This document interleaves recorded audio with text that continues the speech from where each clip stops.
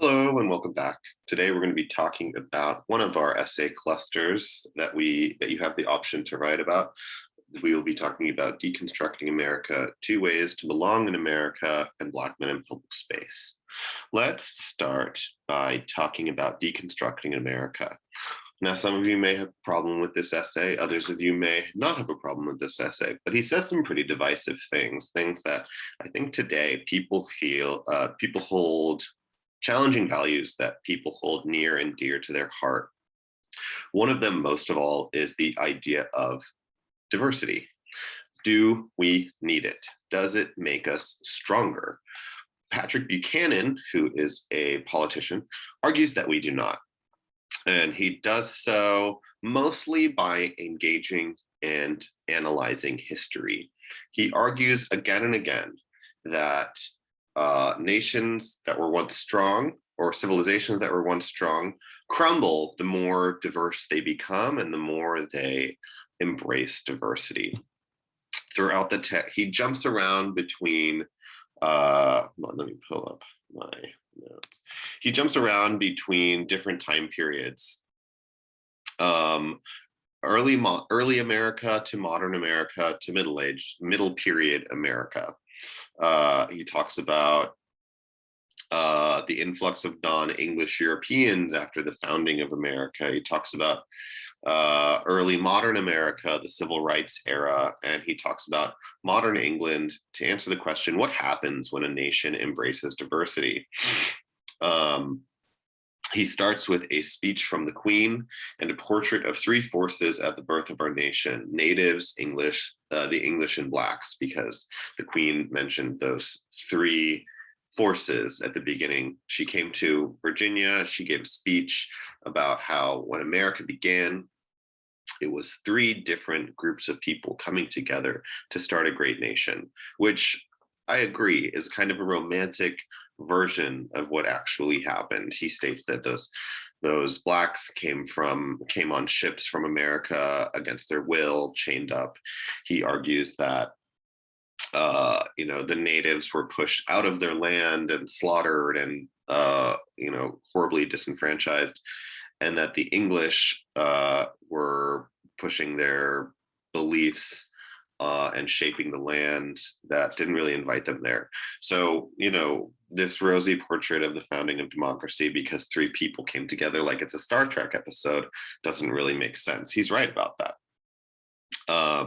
He jumps forward to the 50s, where segregation was the hot topic debate of the day.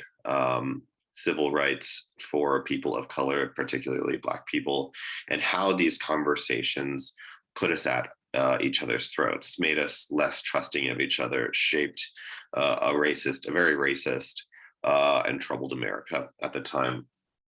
And he jumps to the present, where he believes that America is dissolving under the crush of diversity, equality, and democracy. To him, the fact that there are so many languages spoken in different schools, the fact that there are so many religions, official recognized religions, the fact that religious conservatives are being forced to grapple with things like gay rights. He believes that these things make us less strong. And at the end of the day, his overall message is that a person cannot be proud of a nation without an identity, because all of these forces are being jammed together.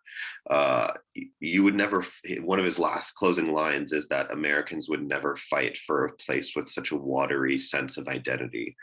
Do you agree with that? Do you disagree with that? Does your sense of Americanness rely on a particular race, culture, religion? Some of the evidence that he uses that modern Britain has dissolved there. He says that people are afraid to ride the subways because of terrorist attacks by Muslims. He talks about how cultural diversification turned us from English Protestants to European Christian, where we were still united by the English language. But this is less and less true. And what does this lead to? He talks about how people in diverse neighborhoods trust each other less.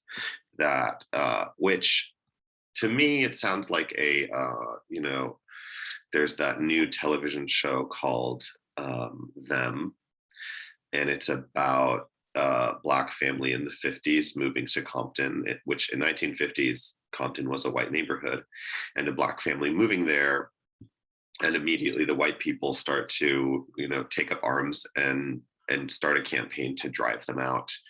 Uh, to me, I don't. So that may be the America that Patrick Buchanan is thinking of, because today I don't know that I think diverse neighborhoods are necessarily less trustworthy. I certainly think that maybe things are easier for groups when entire neighborhoods are one race or one culture. I'm sure Black neighborhoods have a much more relaxed time when it's just them and they have nothing to worry about, just like white neighborhoods probably have a more relaxed time when it's just them. Just like gay neighborhoods, gay people are more at ease when they're just surrounded by gay people. I'm sure in certain settings there is less trust when these groups live next to each other in a certain way, but also we look to neighborhoods like New York. We look to neighborhood like Los Angeles is pretty diverse. It's more of a patchwork quilt. I don't think it's as extreme as Patrick Buchanan says.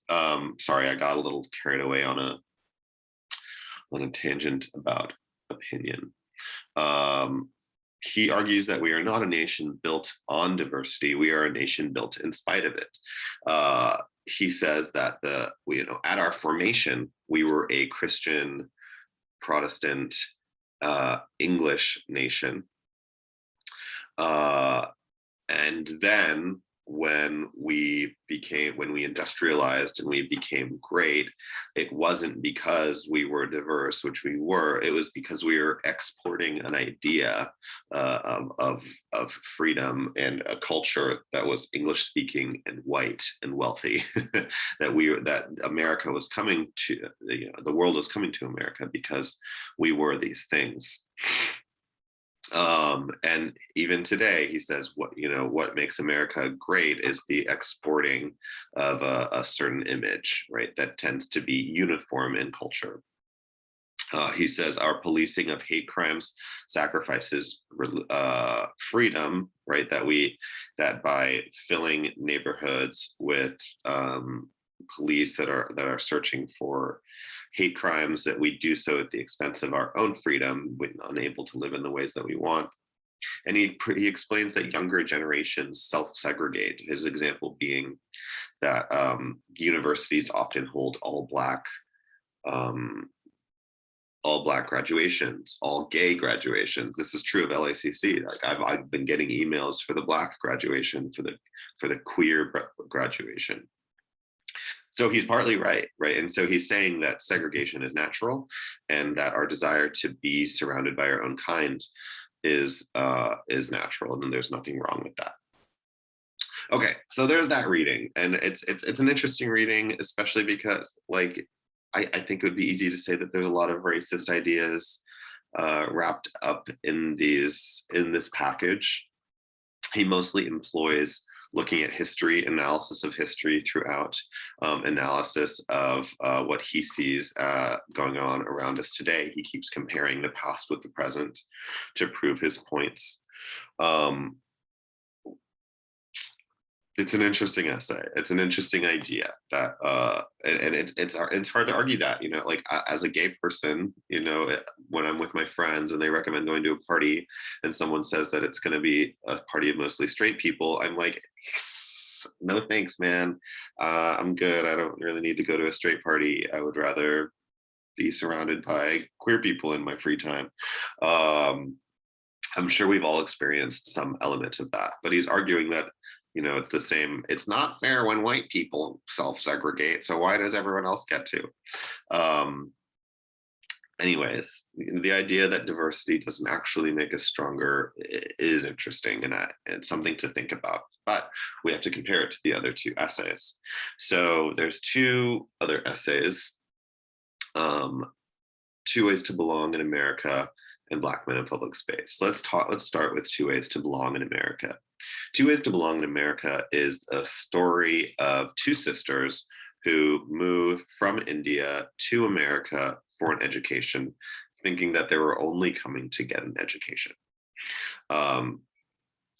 Instead, what they both end up doing is launching huge careers, marrying there, and eventually having to question what value their Indian heritage versus their American citizenship has to them, right? So this happens in a number of ways. One of them marries an Indian, and so she and her husband share that, share heritage, share culture, and share the idea that eventually they're going to move back to India. The other one marries an American, and she ends up sort of assimilating to his culture. This word assimilation meaning,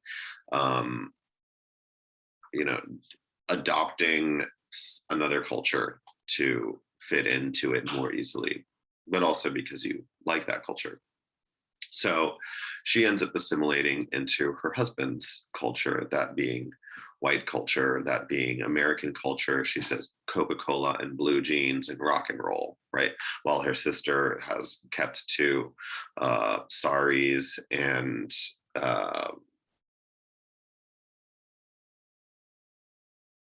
traditional marriage. You get my point. So, and this is fine for a while, right? Until they're both, because one of them married an American, the assimilationist becomes an American citizen, and then the one who married an Indian is not an American, right? She is working here under a visa, but enjoying the privileges and rights of being here. And then there is an initiative by the administration at the time, which is the Clinton administration and Vice President Al Gore. And there's an initiative to push people who are here under working visas to become citizens. Now, why would they want that? They might want that to get people paying more taxes. They might want that to boost up their census numbers. They might want that for a million different reasons, but probably especially because, people fear immigrants stealing jobs, right? That is, you've probably heard that a million times. The immigrants are going to steal my jobs. And one of the ways that a country deals with that idea is by encouraging citizenship. So this forces these two sisters to question what their values are here, because this initiative ends up hurting, it ends up punishing people who don't commit, right? Suddenly certain rights have been taken away. Suddenly they don't have access to certain benefits. And it forces the sister who did not marry an American, who is not an American citizen, to think about the way that she participates in this culture. And at the end of the day, she has to decide that if the system's going to cheat her because she came to America and made a life there and a career there and contributed to its economy, contributed to its to the education sector. If it's going to cheat her, then she's going to cheat it, right? She's going to finish out her working days, and when she's done, move back to India, and where the U.S. will receive none of the benefits of her years of labor through her spending her retirement there. And the author thinks back to when she was living in Canada, and there was a similar piece of legislation that did just a little bit more than punish working immigrants. It also served to villainize the group of minorities that it targeted, which was South Asians, which she was. It was an initiative that ended up turning people against the South Asian immigrants that that legislation popped up in response to. So, why do I bring these two essays together? For a number of reasons. But first of all, when we talk about the Patrick Buchanan essay, I have to ask the question. So, we have this Patrick Buchanan essay is purely theoretical, meaning that it is speaking abstractly. It's not making any recommendations. It's only talking about ideas. It's talking about, do we value diversity, right? And he talks about certain legislation. He talks about gay marriage. He talks about when he talks about hate crime laws. He talks about police reform. All of these are legislation, but he makes no recommendations. Instead, he only condemns what has occurred. But how would you put into practice what Patrick Buchanan is talking about? So if someone wanted to say, like, I believe in what Patrick Buchanan is saying, so let's do that. Let's not focus on diversity. How would you enact that ideology? What happens in Two Ways to Belong in America is one of the ways that you might enact that ideology, right? Rather than, because a lot of the time he is talking about assimilation, right? If you move to America, you should speak English, you should adopt our holidays, and you should stop dressing like a Muslim, right? Like that's kind of what he's talking about, or if you're gay, right? Stop. Why do you need pride? You don't need pride. Stop dressing like a lady on the weekends and get married like the rest of us, like that. These ideas assimilate to the culture. And Two Ways to Belong in America, it's all about that assimilation, right? Where the one who assimilated, who kind of left behind Indian culture, she is rewarded with citizenship and jobs and benefits and rights and tax breaks and all these things, whereas the one who does not assimilate is being punished for it. Let's talk a little bit about Black men in public space. So Black Men in Public Space is another essay that's largely about personal experience. These two essays are about personal experience. And Black Men in Public Space by an author named Brent Staples, who is a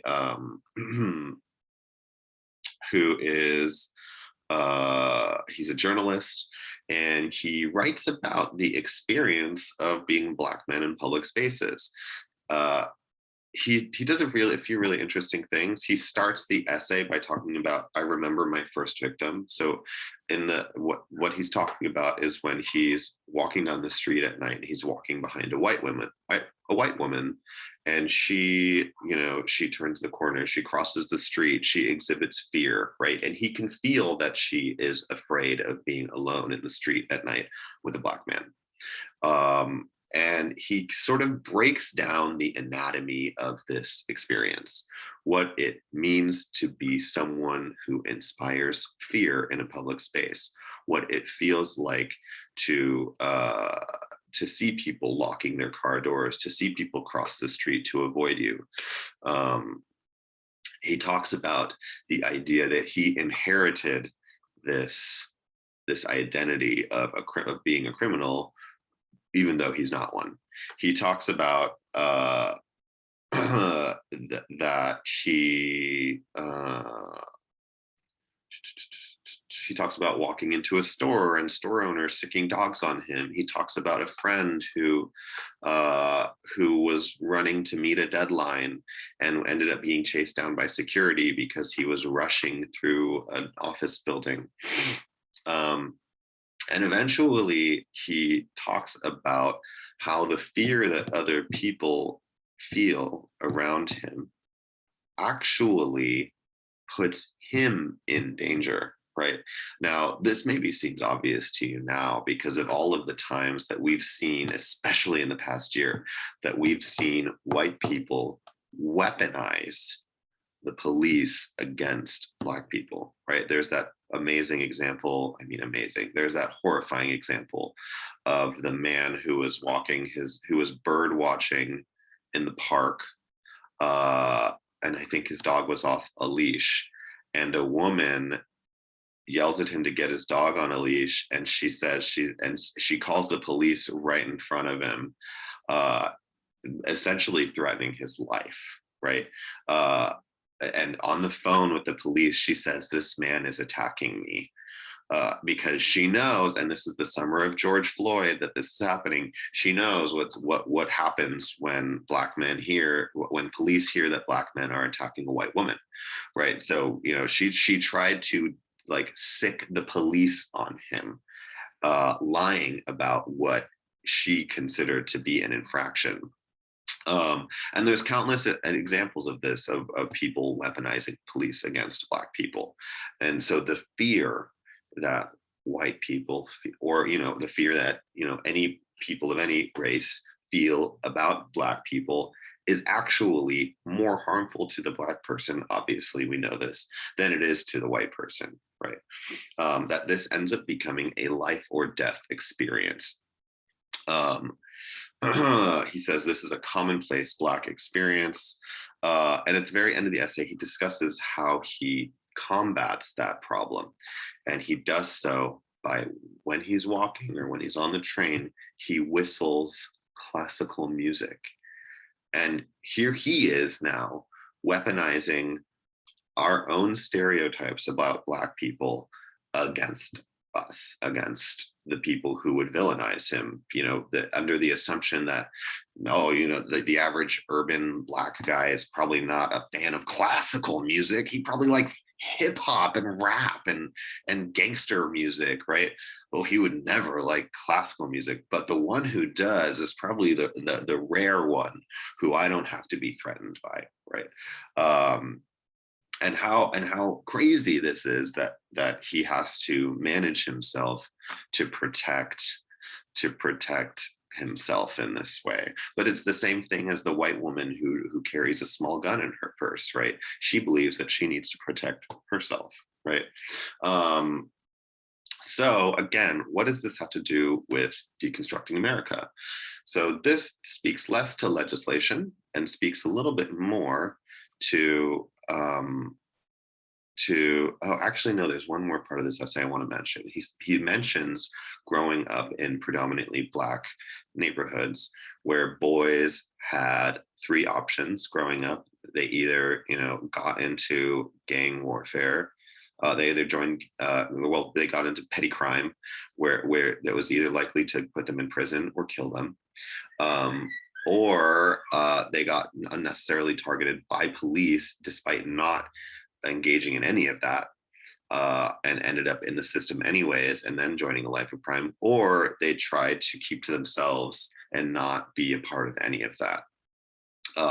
And in that world, because the expectations white people put on them is always kind of after them, right?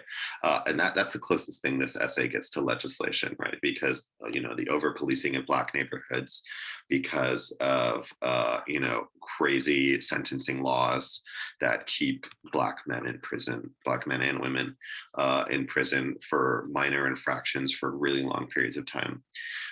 So again, going back to deconstructing America, and especially how Patrick Buchanan seems to ask for segregation, right? He seems to be pro-segregation, that self-segregating is natural, and that white people should be able to allow their own, create white neighborhoods, create white, dominant white culture. But this is what happens.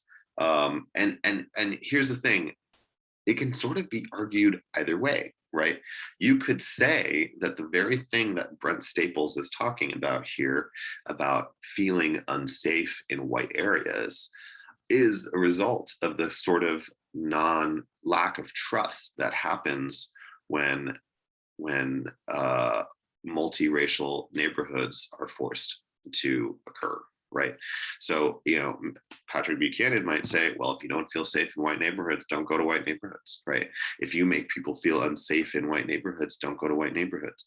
But then what happens? I'm sorry. I don't want to write your essay for you, but I can't help but think, the Black neighborhood that Brent Staples talks about growing up in, that faced so many potential dangers for young Black men, uh, you know, those are predominantly Black neighborhoods, and they face those problems largely because of what happens when we force a group of people, when we force a minority into a neighborhood and then call them criminals, right? Even though they're segregated, they're no more safe because of their segregation. They're actually in the same amount of danger, if not more, because they can then be targeted, they can then be over policed. Sorry, I don't know if you can tell my opinion. So how would I have these three essays interact with one another, right? They're two experience-based essays versus one theoretical and historical essay that makes a series of recommendations. Could you argue that diversity is what leads to the problems in Two Ways to Belong in America, right? You either join America or you don't. Is the idea that one of the sisters is going to go back to her home country, is that a bad thing? We don't make value judgments in our essays. We avoid that. But what Patrick Buchanan would not say, and maybe you don't believe that either. So the way that we would argue these things is really important. Okay, so this video is a little as long as it can be. I just wanted to run through these essays with you. Look out for the next video, and talk to you soon.